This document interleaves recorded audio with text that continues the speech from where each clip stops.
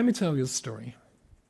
This story goes back, I think 25 years. I used to live in Manchester in England before I moved here, as I said, about 15 years ago. And I was the official campus rabbi for the 14 universities in the northwest of England, in cities like Manchester and Liverpool and Lancaster, looking after 3,000 or so Jewish students every year. And one year, there was a fundraising dinner for Hillel House, obviously the campus centre for Jewish student life. And there was about, if I remember rightly, 1,000 people who came to this great fundraising dinner. And there was to be two speakers. I was one of the speakers.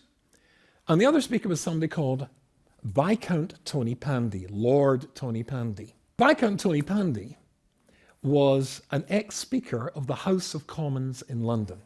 And I just fell instantly in love with this old man. Now, Viscount Tonypandy wasn't Jewish.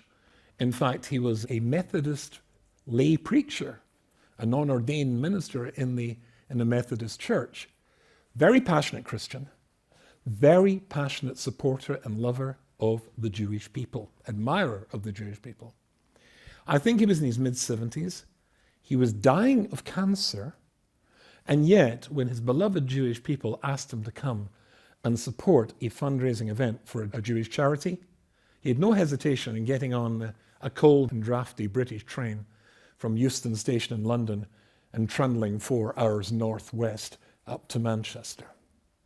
And I sat beside this old fellow and I just totally fell in love with him straight away. He was to speak first. And so he stood there in front of this audience of 1,000 Jews and told the story of the first Jew he ever met. I can't remember exactly when he was born. I'm thinking round about 1912, 1910, 1912. But after the First World War, this little boy, Viscount Tonypandy, his real name was Jordy Thomas, known as Jordy Thomas. And when he was a little boy, 6, 7, there was in the village that he came from, a Welsh mining town, in a village called Tonypandy. When you get elevated to becoming a lord, to getting a peerage, you get to choose your title. And he chose his title from the little town he came from. In this little town, Tonypandy, there was one Jew, a Jew called Isaacs, a religious Jew. And he managed to get hold of this little boy, Jordy Thomas, 7 or 8 years of age, and made him a proposition. If he were to agree to come into his home every Friday night and every Saturday morning, which of course is the Jewish Sabbath, to light the Jews' coal fire, something which a Jew can't do when the Sabbath has begun, and to keep the coals burning so that they had heat over the Jewish Sabbath, he would earn for this the princely sum of tuppence, 2 pennies. We still have in the UK a 2-penny coin, a tuppenny piece.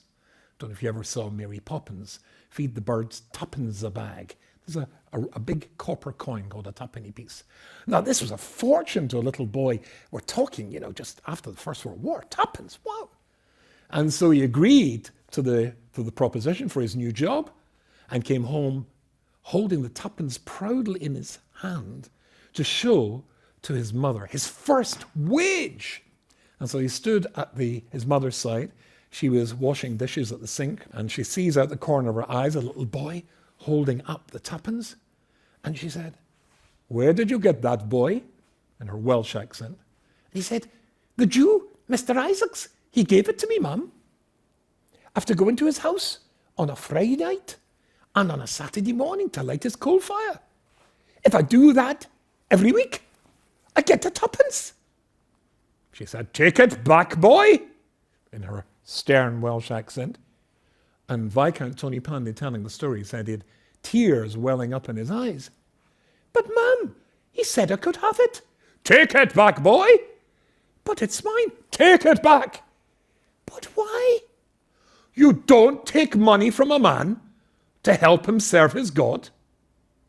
And so Viscount Tonypandy said that he, as a little boy, Jordy Thomas, with tears in his eyes, went back to the Jew called Isaacs to return the tuppence, and the Jew called Isaacs would hear nothing of this and marched the little boy back to the mother. And there started an argument between the religious Christian and the religious Jew over the fate of this tuppence. They came to a compromise. Jordy Thomas would light the Jews' coal fire for that first Shabbos, for tuppence. But after that, he would do it for free.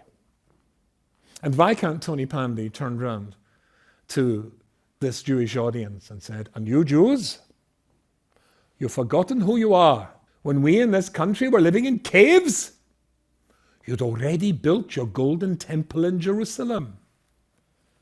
When we in this country were wearing bear skins, you'd already written the book that would be the moral and ethical inspiration of mankind.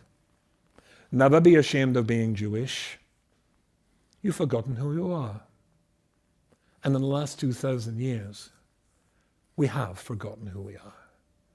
And today, we're being told again and again, all the names, the dirty Jew, all the horrible nicknames are now becoming free currency once more. And when people say these things to you over and over again, it starts to impact on you. That's how you start to see yourself. It's important in these days, when people are trying to tell us that we're people who should not be proud of who and what they are, of our contribution. Not people who think we're better than anybody else, but people who have the right to believe we're as good as anybody else. Then it's important for us to reconnect, to re-examine, to examine perhaps for the first time who and what we are, what our history is, what our contribution to the world has been. Check out the number of Nobel Prize winners who are Jews.